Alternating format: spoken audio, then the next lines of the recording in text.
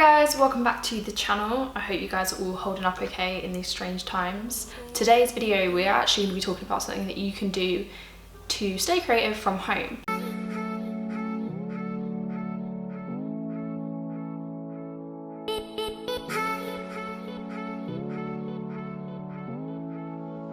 So if you guys follow me over on Instagram, then you'll have seen that recently I did a product shoot for one of my existing clients and I put it up on my story. So I had a lot of people ask me questions about that, about how I'm kind of doing that from home and also how you get into the niche of product photography. So in today's video, I thought what I'd do is just show you guys kind of some techniques that I use for shooting products from home and talk to you about how you can create a portfolio yourself. I personally think that creating a portfolio for product photography is probably the easiest portfolio that you can create. Unlike a fashion photography portfolio or editorial or something like that, it doesn't require anyone else. You don't need to rely on a model or have any connections. Building a portfolio is as easy as getting household items and shooting them.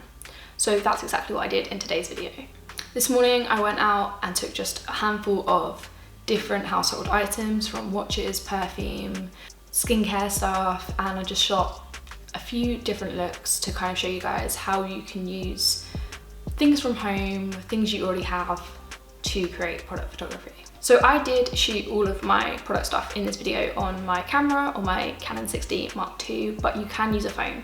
There's not really any reason that you can't do product photography if you have something that takes a photo. So in the first segment of this video, I'm going to show you some techniques that I've used to create product photography. And then in the second segment, we're going to be talking about editing tools you can use. Creating a DIY studio really couldn't be easier. You'll see that for a lot of these shots, I just used a very simple white bit of paper or two white bits of paper. You can use white paper that creates like an L shape. You'll have a seam here and you can take that out in editing, or you can kind of bend the paper so that it creates like a curve. And then that's a really good way of creating a seamless backdrop. So later on in the video, we're going to take using this technique and this raw image, and we're going to convert it into something that you could use, such as this image. The next technique I used was I used a yoga mat to create a coloured background. I don't have any coloured paper in my flat.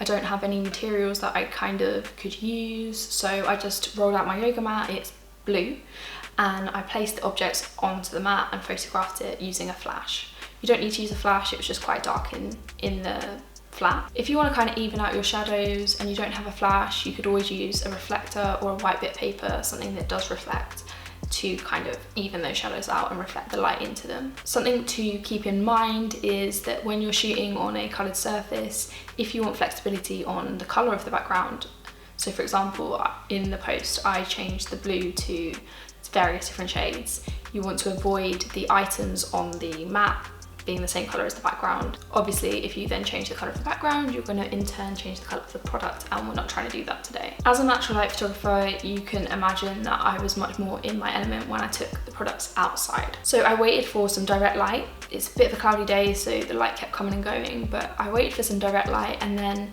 I took myself underneath a tree where the light was shining through the trees and creating like this nice shadows on the concrete. I find concrete for product shots really nice to use. It's simple and it kind of has that rustic aesthetic that I like to go for. The great thing about utilising natural and direct light in product photography is you can really play with the items.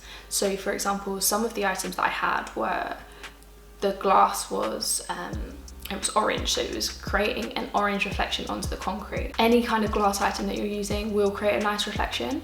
You really just want to kind of hold the item, move it about to see where the reflections work best and where the shadows work best. A top tip is to avoid wearing bright colours yourself, because you will act as a reflector. So if I'm wearing white, I will act as a reflector. If I'm wearing orange, like a bright orange, for example, I might reflect that orange into the image, creating a colour cast. So that's something you want to avoid.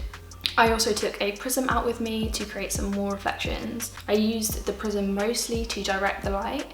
I was trying to create light that would frame certain items and aspects of the products. Another great thing about using a prism in direct light is you can get rainbows, so that's a really nice kind of way of using the light. Something else you could always try is using reflective surfaces, so things like mirrors to create a similar thing if you don't have a prism. You can also shoot the actual item on the mirror so that it reflects. And of course, don't be afraid to style your products with household items. So for example, in the job that I did this week, the items were bottles. So I filled them up, I poured the water out and caught it with a fast shutter speed.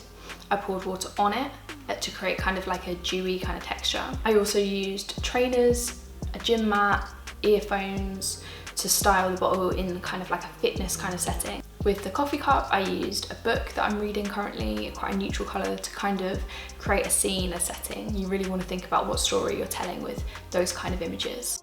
Okay, so now we're just going to go through some of the tools and techniques that I use when editing product shots, and hopefully it gives you guys some ideas on how you can edit.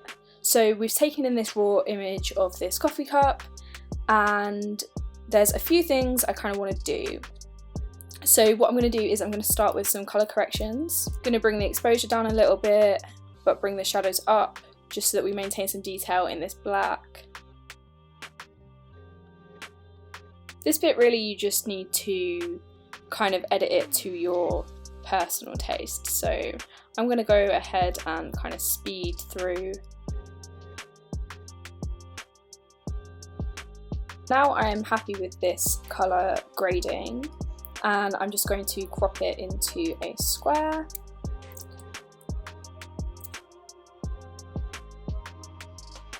I like to try and make sure that my item is in the centre of my crop. Right, the next thing I'm going to do is I'm just going to right click this and we are going to take it into Photoshop.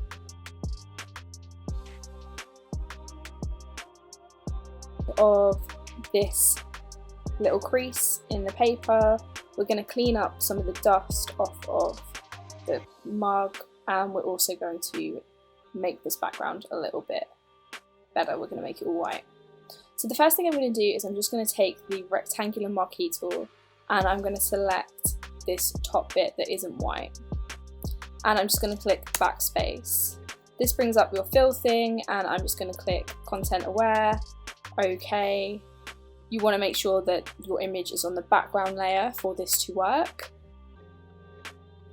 I just open up the layers so you can see this is the background layer I'm working on.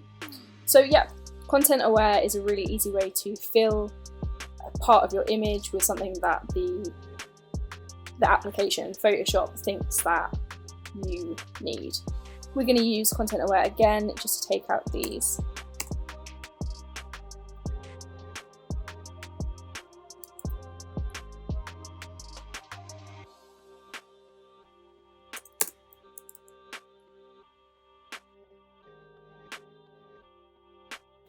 You can also, if you want to kind of get a more accurate selection, just use the lasso marquee or the pen tool or something like that. So I'm going to use the lasso now. Back out. Yeah, I'm happy with how that looks. Doesn't look like there's a crease there. The next thing I'm going to do is we're going to start cleaning up this area. So there's a few ways you can do this. You can use content aware again, so we can just select that, delete it, and it will clear up a bit. Or we can come over here and we can start using the healing brushes.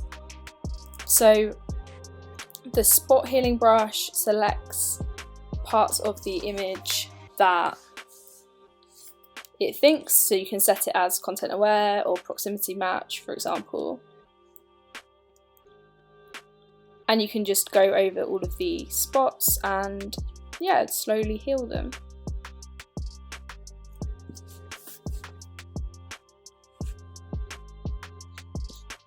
Alternatively, you could use the healing brush where you need to select an area for the brush to sample from. So if I wanted to sample from, I don't know, the Deft logo, then it would then paste that over there, but we're not going to use that one for now. We're going to use a mixture between the spot healing brush and the content aware. I'm just going to speed through this because there's a lot of little spots here. It is a lot easier to do this if you have something like a graphics tablet, which I have, but not to hand, so I'm just using my mouse.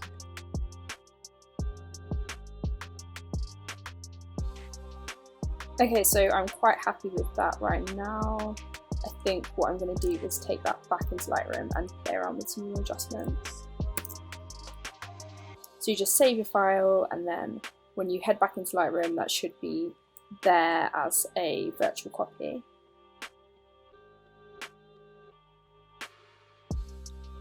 Okay, so we can see our Photoshop edit. It's here. So I'm just going to play around with some of the colours and just make it how I kind of want it.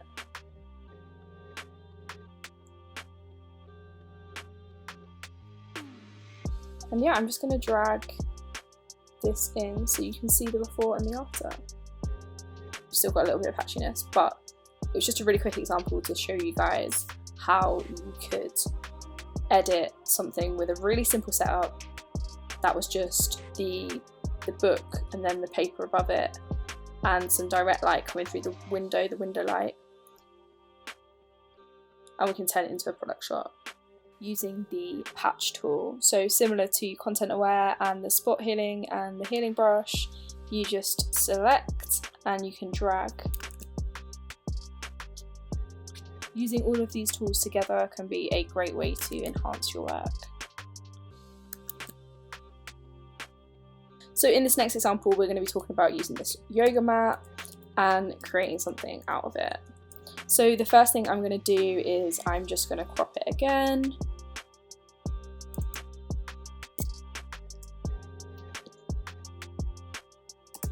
And do some colour adjustments. And I'm just going to really quickly show you how you can kind of enhance this image. So if you guys watched my video on colour theory, we're going to be taking some of those steps and implementing them. So we're going to head down here into the hue, and what I'm going to do is I'm going to turn this blue into something that suits the pink. So we might go for a green, for example, and I'm just going to, what I'm doing here is I'm just coming to the hue, saturation and luminance sliders. I'm going to click on hue, and I'm going to click this little button and then drag on the image to change the specific blue. And I'm going to bring it into a green colour. Green and pink are complementary colours, so we're going to play around with that.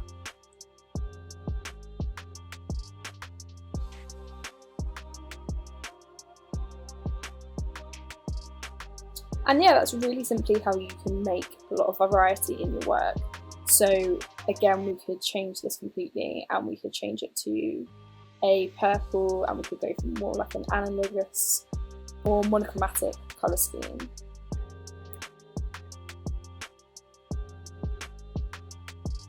We could take out the colour completely and go for a grey, bring it into a white. There's a lot of things you can kind of do with hue and saturation and kind of make it a lot more, just to make your image a lot more interesting.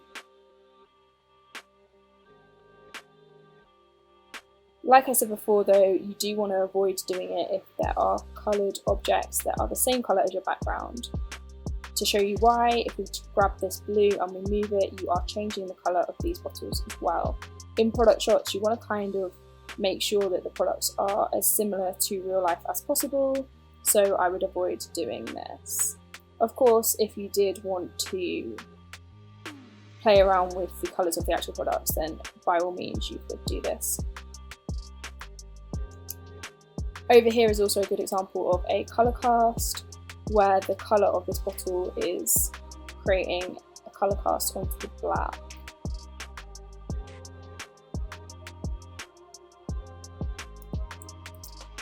You can also edit things like spot healing in Lightroom, not with the same amount of flexibility, but you can still do it.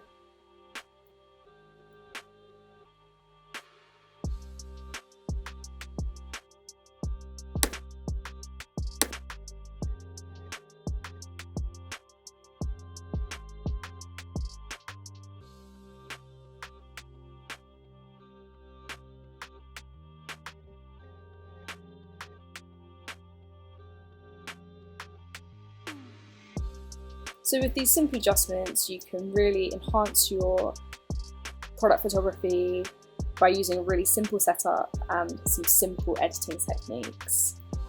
That's all for now, guys. Thank you so much for watching. I hope you guys enjoyed it. It was just a quick video. I wanted to share some things that I've been doing recently with you guys. Let me know if you've got any tips on product photography. I always want to hear them.